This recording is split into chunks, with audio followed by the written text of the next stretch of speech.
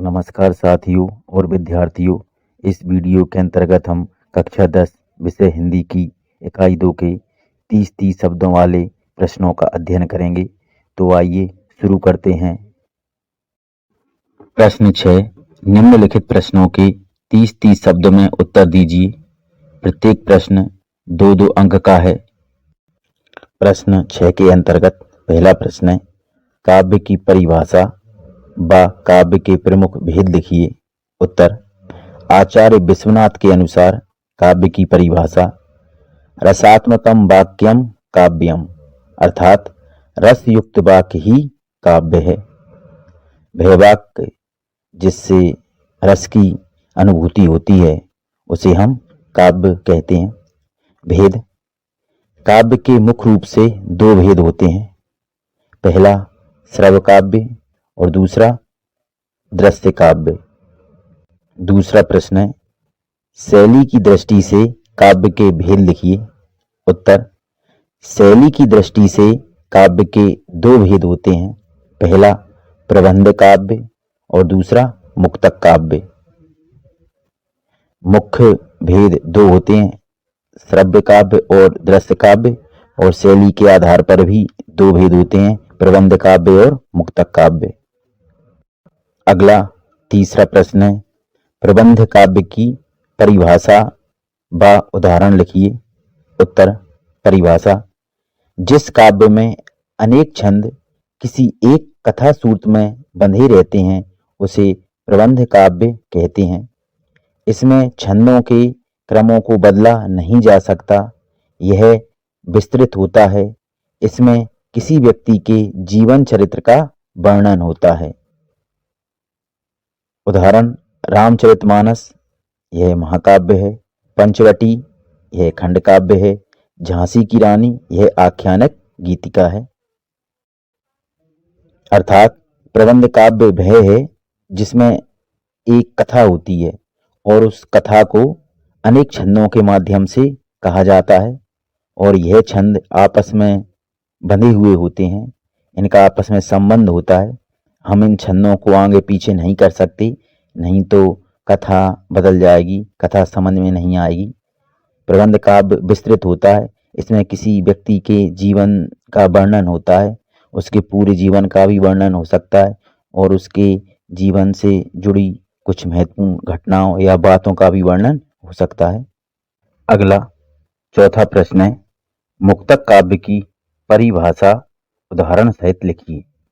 उत्तर, एक छंद में पूर्ण अर्थ और चमत्कार प्रकट करने वाला अनबद्ध काव्य मुक्तक कहलाता है। इस काव्य में अगले व पिछले पदों का पारस्परिक संबंध नहीं होता। भेद, इसके 2 भेद होते हैं, पाठ मुक्तक और गेय मुक्तक। गेय मुक्तक को गीति काव्य भी कहा जाता है।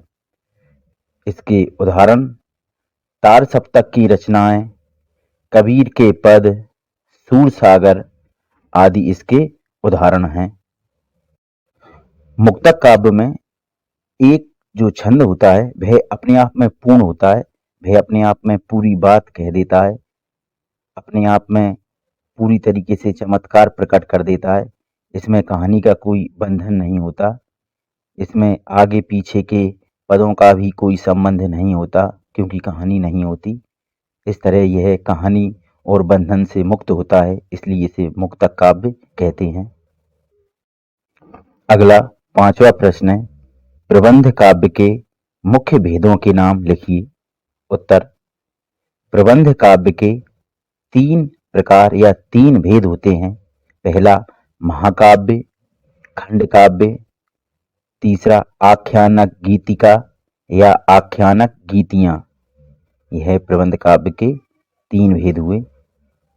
महाकाव्य में नायक के संपूर्ण जीवन का वर्णन होता है और खंड काव्य में नायक के जीवन से जुड़ी एक घटना का वर्णन होता है और आख्यानक गीतिका में नायक की वीरता, शौर्य, पराक्रम आदि का गीत के माध्यम से वर्णन किया जाता है। उसके जीवन से जुड़ी कुछ महत्वपूर्ण बातें भी इसमें शामिल होती हैं। अगला 6वां प्रश्न, महाकाव्य की परिभाषा उदाहरण सहित लिखिए। उत्तर, जिस काव्य में नायक या नायिका के संपूर्ण जीवन का विशेष रूप से वर्णन किया जाता है उसे महाकाव्य कहते हैं। इसमें अनेक छंदों का प्रयोग होता है। इसमें 8 या उससे अधिक सर्ग होते हैं। इसके उदाहरण, पहला पृथ्वीराज रासु जिसके कवि चंद्रवरदाई हैं। दूसरा रामचरितमानस जिसके कवि तुलसीदास हैं। तीसरा कामायनी जिसके कवि जयशंकर प्रसाद हैं। तो महाकाव्य में किसी नायक या नायिका के संपूर्ण जीवन का वर्णन होता है।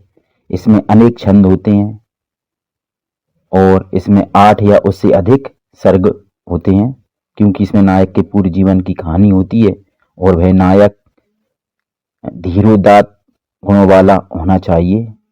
अगला 7वां प्रश्न है, खंड काव्य से आप क्या समझते हैं? उदाहरण सहित लिखिए। उत्तर, जिस काव्य में मानव जीवन के किसी एक पक्ष का वर्णन होता है उसे खंड काव्य कहते हैं। इसमें एक ही छंद का प्रयोग होता है। इसमें 1 या 7 से कम सर्ग होते हैं। उदाहरण, सुदामा चरित, इसके कवि नरोत्तम दास मिश्रा हैं। अगला उदाहरण, पंचवटी, इसके कवि मैथिली शरण गुप्त हैं। अगला उदाहरण, रश्मिरथी, इसके कवि दिनकर हैं।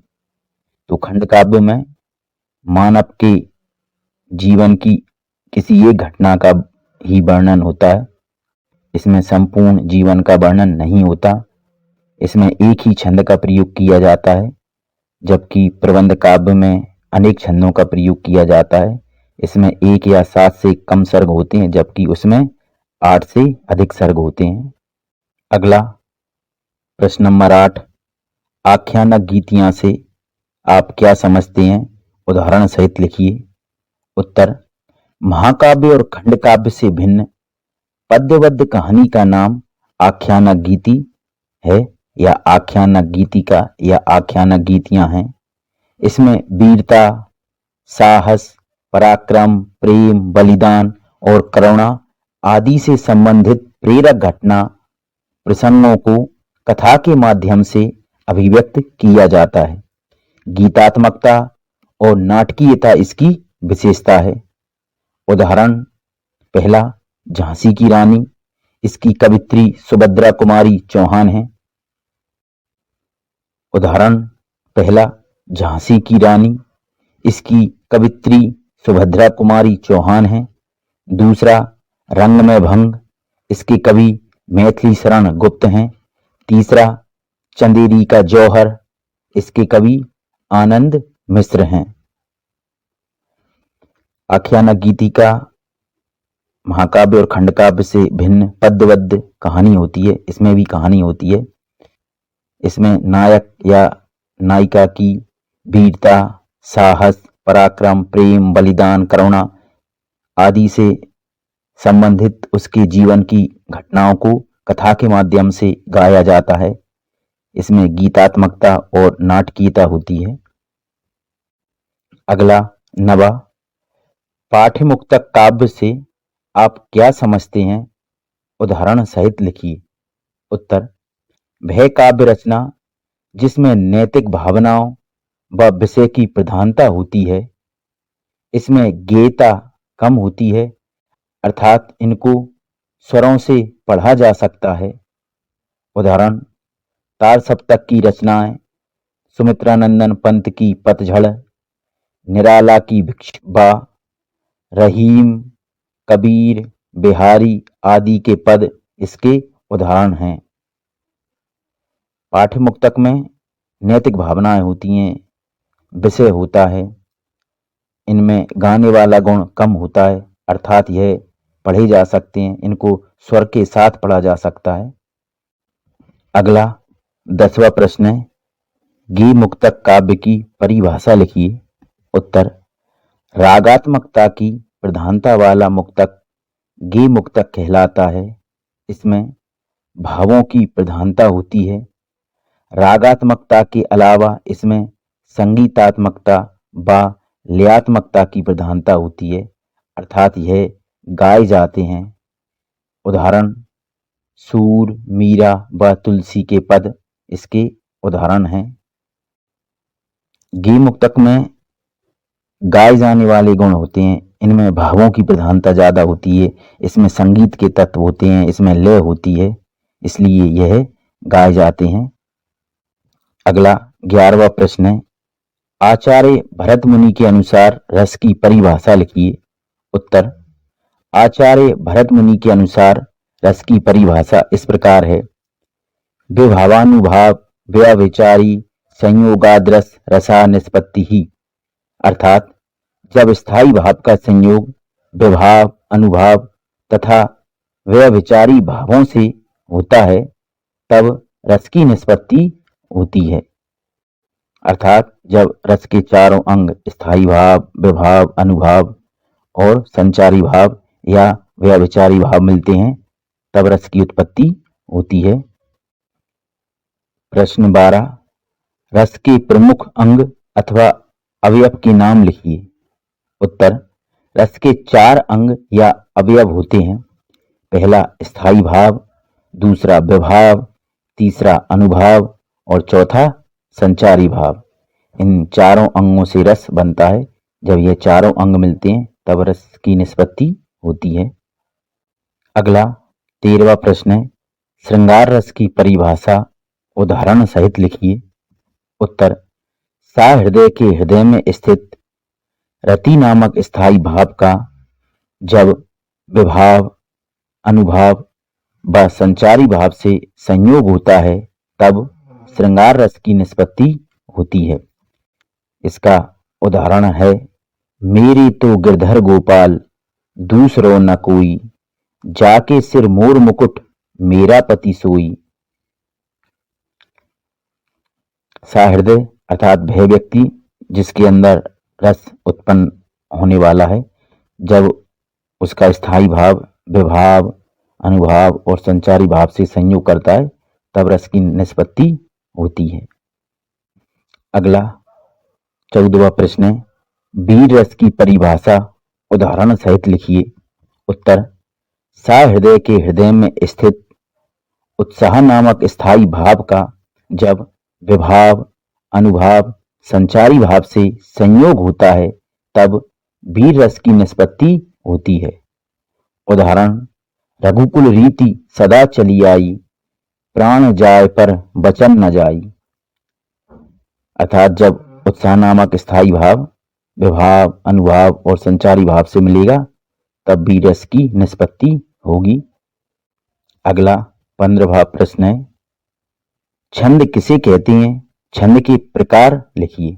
उत्तर, काव्य शास्त्र के नियमानुसार जिस कविता या काव्य में मात्रा, वर्ण, गण, यति, लय आदि का विचार करके शब्द योजना की जाती है उसे छंद कहते हैं।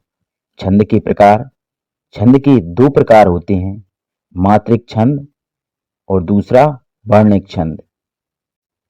काव्य शास्त्र कविता का व्याकरण होता है और जब कविता में मात्रा, वर्ण, गण आदि की संख्या का बंधन होता है और इनके अनुसार या इनकी निश्चित संख्या के अनुसार जब हम कविता लिखते हैं तो यह नियम ही छंद कहलाता है। छंद की एक और परिभाषा है, कविता के शाब्दिक अनुशासन का नाम छंद है। तो छंद में मात्रा, वर्ण, गण, यति, लय आदि का ध्यान रखा जाता है। अगला 16वां प्रश्न, मात्रिक छंद की परिभाषा उदाहरण सहित लिखिए। उत्तर, जिन काव्य रचनाओं में मात्राओं की गणना की जाती है उन्हें मात्रिक छंद कहते हैं, जैसे दोहा, चौपाई, गीतिका, हरिगीतिका आदि। तो वह काव्य रचना जिसमें मात्राओं की गिनती की जाती है उन्हें हम मात्रिक छंद कहते हैं। जैसे दोहा में उसके पहले और तीसरे चरण में 13-13, दूसरे और चौथे चरण में 11-11 मात्राएं होती हैं। उसी प्रकार चौपाई में 16-16 मात्राएं होती हैं। अगला 17वां प्रश्न है, दोहा छंद की परिभाषा उदाहरण सहित लिखिए। उत्तर, यह अर्धसम मात्रिक छंद है। इसमें 4 चरण होते हैं। पहले व तीसरे अर्थात विषम चरणों में 13-13 मात्राएं, दूसरे व चौथे अर्थात सम चरणों में 11-11 मात्राएं होती हैं। सम चरण की तुक मिलती है व इनके अंत में लघु पढ़ना चाहिए। उदाहरण, बड़ा हुआ सो क्या हुआ, जैसे पेड़ खजूर, पंथी को छाया नहीं, फल लागे अति दूर। आइए हम यहाँ मात्राएं गिन लेते हैं। तो छोटा आ, छोटी ई, छोटा ऊ और री, इन चारों से लघु मात्राएं बनती हैं, बाकी की सबसे दीर्घ मात्राएं बनती हैं। तो शुरू करते हैं। ये लघु गुरु, लघु गुरु, गुरु गुरु, लघु गुरु, गुरु गुरु, गुरु लघु, लघु गुरु लघु। इनको गिनते हैं। 1 2 3 4 5 6 7 8 9 10 11 12 13। ये 13 मात्रा हुई पहले चरण में। दूसरे में 1 2 3 4 5 6 7 8 9 10 और 11, और ये दूसरे चरण में 11 मात्राएं हुई। इसी प्रकार तीसरे चरण में देखते हैं। गुरु गुरु, गुरु गुरु, गुरु लघु, गुरु लघु, लघु गुरु, गुरु लघु, लघु गुरु लघु। इनको गिनते हैं। 2 3 4 5 6 7 8 9 10 11 12 13। तो इसमें ये 13 मात्राएं हुई। आगे 1 2 3 4 5 6 7 8 9 10 और ये 11, ये 11 मात्राएं हुई। ये पहला चरण है, इसमें 13 मात्राएं हैं। ये दूसरा चरण है, इसमें 11 मात्राएं हैं। ये तीसरा चरण है, इसमें 13 मात्राएं हैं। और ये चौथा चरण है, ये चौथा चरण है, इसमें 11 मात्राएं हैं। तो इस प्रकार इसमें 4 चरण होते हैं। पहले व तीसरे चरण में 13-13, दूसरे और चौथे चरण में 11-11 मात्राएं होती हैं। इसलिए यह अर्धसममात्रिक छंद है, क्योंकि इसके आधे चरणों में एक तरह की और दूसरे आधे चरणों में दूसरे तरह की मात्राएं होती हैं। अर्थात इसके आधे चरण समान समान मात्राएं वाले होते हैं। जैसे पहला तीसरे के समान है और दूसरा चौथे के समान है, इसलिए यह अर्धसममात्रिक छंद है। इसमें दूसरे और चौथे चरण की तुक मिलती है। जैसे खजूर, दूर, इसमें तुक मिल रही है। और इसके अंत में लघु आना चाहिए। जैसे खजूर में रा है तो यह लघु है, और दूर में रा है तो यह भी लघु है। अगला 18वां प्रश्न है, चौपाई छंद की परिभाषा उदाहरण सहित लिखिए। उत्तर, यह एक सममात्रिक छंद है, अर्थात इसके सभी चरणों में समान समान मात्राएं होती हैं। इसके प्रत्येक चरण में 16-16 मात्राएं होती हैं। अंत में 2 गुरु होते हैं। तो आइए मात्राएं गिनते हैं। जैसा कि आपको पता है, छोटा आ, छोटी ई, छोटा ऊ और री ऋषि से लघु मात्राएं बनती हैं, बाकी से दीर्घ मात्राएं बनती हैं। तो गिनते हैं। लघु लघु लघु लघु, गुरु लघु लघु, गुरु लघु लघु, गुरु गुरु, गुरु लघु, गुरु लघु लघु लघु लघु लघु लघु लघु, गुरु गुरु। इनको गिनते हैं। 1 2 3 4 5 6 7 8 9 10 11 12 13 14 15 16। तो ये पहले चरण में 16 मात्राएं। दूसरे चरण की मात्राएं गिनते हैं। 1 2 3, 4, 5, 6, 7, 8, 9, 10, 11, 12, 13, 14, 15, 16। तो ये दूसरी चरण में भी 16 मात्राएं। तो इस तरह इसके प्रत्येक चरण में 16-16 मात्राएं होती हैं और अंत में 2 गुरु होते हैं। तो आई में दोनों गुरु हैं और जाई में भी दोनों गुरु हैं।